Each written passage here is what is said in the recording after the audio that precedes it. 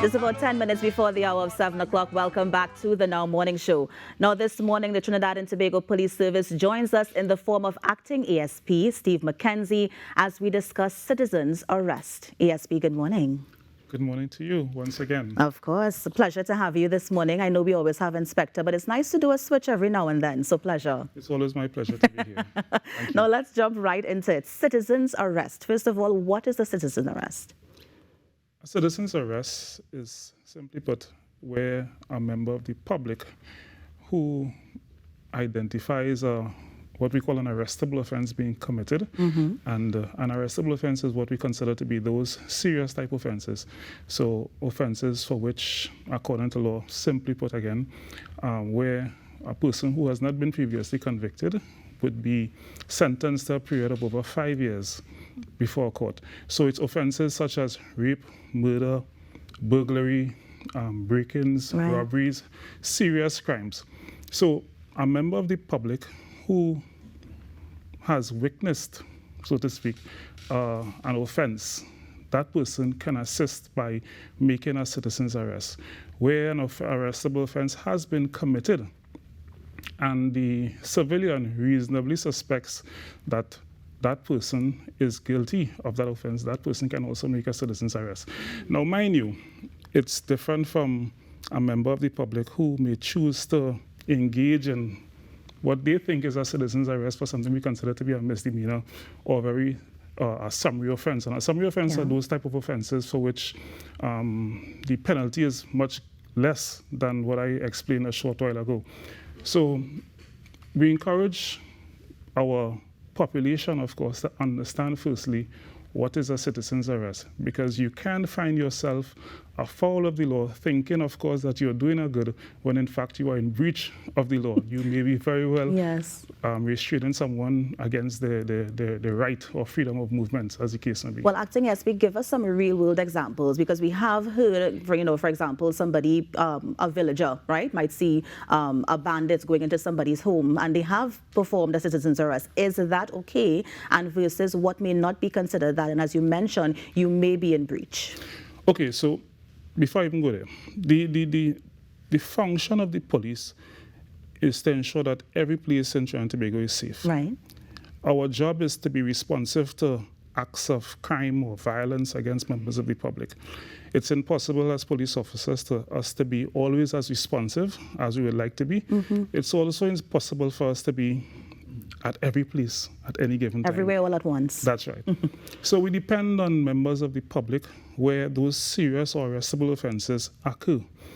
Now, if indeed you are within the scope of the law, meaning that you would have, the crime has committed, an arrestable offense has committed. Give us an example, ASP, because I want the public to understand exactly what we're actually looking at. Okay.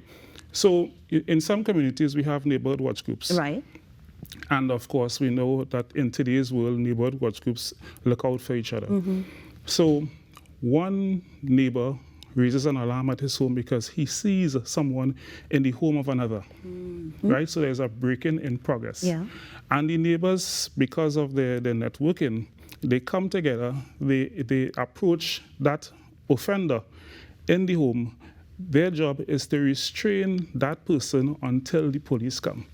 Their job is not to inflict any form of violence or harm. Because we've seen it happen in the past, right? That's right? Yes.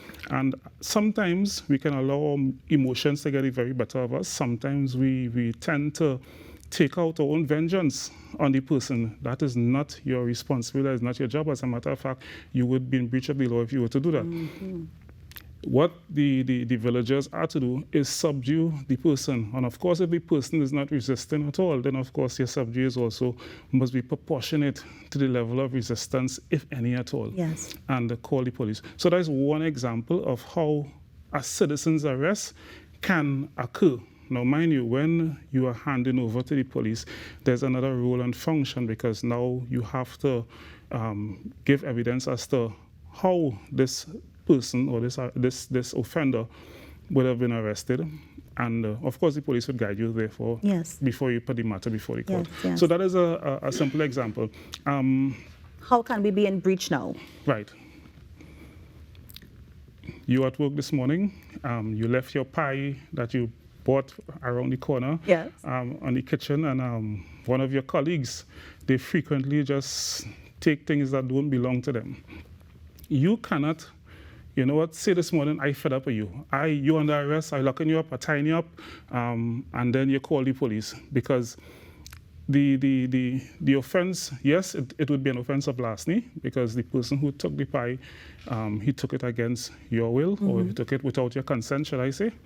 So the offense is there, but the value of the pie makes it what we would have described just now. It doesn't qualify as a serious crime.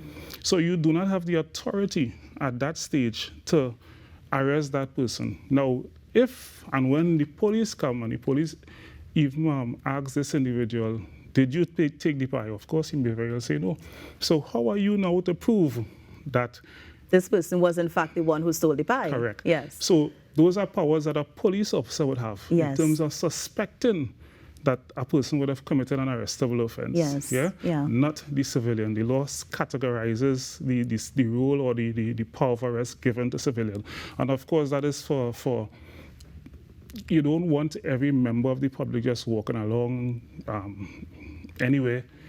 Just as I said before, so for simple offenses and just arresting persons or detaining persons and putting them before the court. So here's my question, Acting ASP. So we are talking about subduing the person, right? So we're subduing the individual. Tell us the level of subdue. Is it that we can tie their hands, you know, if we can put something on their mouth? What is that level? And then who has the power to do that citizen arrest? The law tells us you use any force that is reasonable in the circumstance. Yeah. So your function as the arrested person is to use only that reasonable amount of force. Anything that is considered to be, and when I say reasonable, you're thinking about a sober-minded person, someone who is logical and thinking. Yeah. What would be considered to be reasonable? Is it okay to continue to let out my rage on this person because he would have done X, Y, and Z, and of course he may be aggrieved? No. Your function, the law caters and provides for you only to the point of restraint. Full stop. Yeah, and that can look different ways depending on the situation? Depending on the situation, okay. Yes. The same thing applies to police officers as well, in terms of how much force that we can use. It's just to the point of restraint. Of course, if the person is restraining or if the person is being resistant or being violent, then of course your level of violence or your level of force can obviously increase to restrain the person. Yeah. But if we have a compliant individual that is lying on the ground, put their hands behind the back, no resistance because it's 10 to 1. There's no need to take a rope and beat him. There's no need to take a shovel and lash him on things of this sort. Yes. You simply detain him, and detaining in that instance doesn't even necessarily mean tying his hands or bounding his feet. Detaining him simply means he is under arrest as a citizen. Right. Yeah. And let's talk about who can perform that citizen arrest. Should the person be a certain age? I mean, should they be involved in the situation at that point in time? An onlooker, who can make that arrest? Well, the law doesn't cater or provide for a classification of the citizen. So we would make sure that anyone can arrest, just as a citizen can arrest. So whether it be a child, an adult, as the case may be, anyone can arrest. What we would also want to ensure is that only arrest if you have to. Yeah, only arrest if you have to. As I said before, policing is a job for police officers, for law enforcement officers. And again, so basically, don't go overboard, Acting ASP. That's if right. you see there's a situation where you can call the police, call the police. Correct. Right, but if you think that maybe based on that particular situation, maybe you can get involved. If you can, then you should. Yes. Okay. And of course, the authority is given in law by way of the Criminal Law Act, Chapter 1004, under Section 3.2, so that persons can take a look or take a read, so they'll understand exactly what are the powers given to you as compared to the powers given to the police officer. So do not step beyond your lawful authority. It would be hard for someone who thinks that they're doing a good. It would be hard for someone who sees someone distressing our community and they finally hold on to this person. Yes. And you know what? We decide to take out our rage or vengeance on this individual.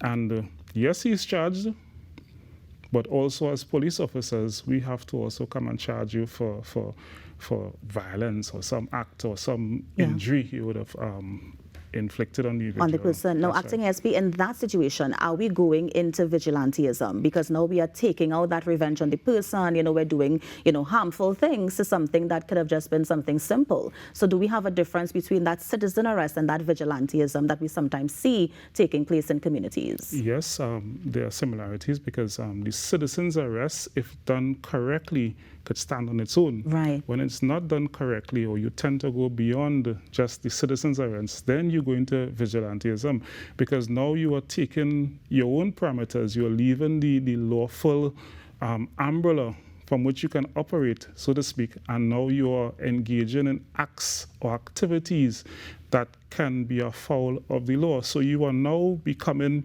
judge and executioner. You are now becoming revengeful. You are now becoming violent towards the person. Yeah. And that is where, as I said before, you can find yourself a foul of the law. Your job is to restrain. Your job is not to inflict any injuries to the individual, anything that is considered harmful to the person, or so. Your job is just simply to restrain. I have one more question to ask you because we're almost out of time, acting ASP. We have the licensed firearm users, right? We've seen cases recently where somebody entered someone's home, they used their licensed firearm they discharged their weapon, the person died. Are they in breach at that point in time? Everything has to be taken on its own merit. So it would be hard for me to sit here this morning and tell you yes or no directly. Every single case has to be looked at on its own merit.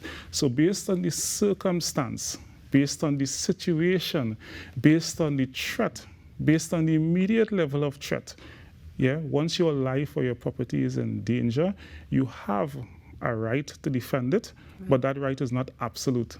It has to be measured, it has to be weighed, so that as an individual, if someone enters into your home or enters into your space and you perceive them as a threat, ensure that that threat or your actions to discharge that firearm, that lawful firearm, ensure that you are covered in terms of what the law dictates. Does the person really have an opportunity to harm you?